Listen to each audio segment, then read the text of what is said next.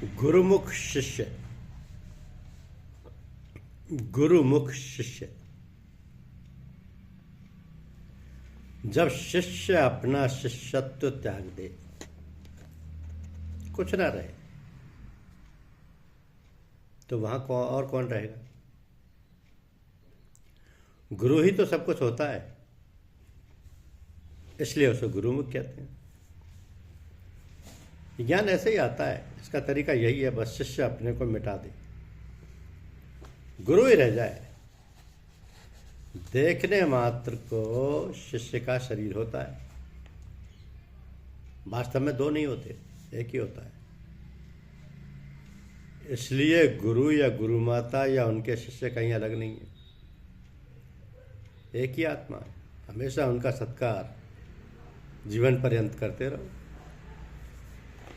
जो कुछ बने सेवा करते रहो, समय पर जैसी भी बनती रहे वैसी उनकी सेवा करते रहे, उनके सामने उपस्थित होते रहे। जब गुरु नहीं हो तो भी तुम उस वक्त सूक्ष्म शरीर से उनके पास जाओ, अर्थात शांति से बैठो और मन से उनसे प्रार्थना करो, उनके सामने उपस्थित हो। जब तक गुरु रहते हैं वो तीनों दशाओं में रहते हैं, स्थूल में भी रहते हैं, सूक्ष्म में भी रहते हैं और कारण में। लेकिन जब शरीर में गुरु नहीं रहते तो स्थूल से छूट जाते हैं,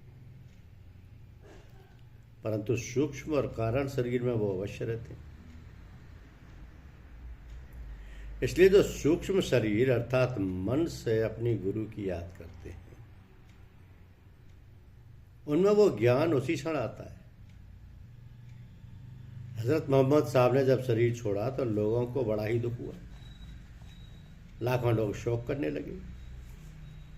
उस समय उनके प्रथम शिष्य अबू बकर ने कहा था कि देखो हजरत मोहम्मद साहब सल्लल्लाहु अलैहि वसल्लम जो इस वक्त अपना शरीर त्याग गए हैं और लोग समझ रहे हैं कि वह मर चुके हैं,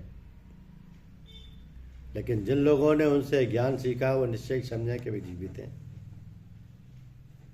कितना अच्छा विश्वास है, उनके लिए वे मरे नहीं थे, दुनिया वालों के लिए जिए। मोहम्मद साहब मर गए। इसी प्रकार जो शिष्य एक बार भी अपने गुरु के दर्शन कर चुके हैं, वो उनको जब भी याद करेंगे वो मिलेंगे। एक बार उनका जीवन में दर्शन जरूरी है, ये यूं कहे कि एक बार उनका दर्शन जीवन में जरूरी है, नहीं तो सूक्ष्म में वो दर्शन कैसे करोगे? अगर स्थूल में या सूक्ष्म में उनका दर्शन चाहो और वे स्थूल में है तब तो ठीक है, किंतु यदि स्थूल में नहीं है तो स्वप्न में उन्हें कैसे देखोगे?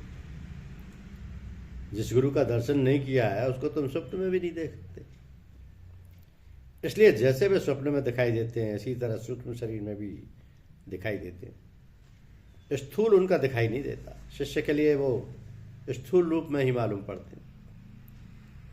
तो जैसे तुम स्वप्न में देखते हो स्थूल रूप में, स्थूल रूप भी तो मालूम पड़ता है। कभी कभी ऐसा हुआ है सूक्ष्म शरीर में, स्थूल में या स्वप्न में गुरु ने ज्ञान दिया। धन्यवाद।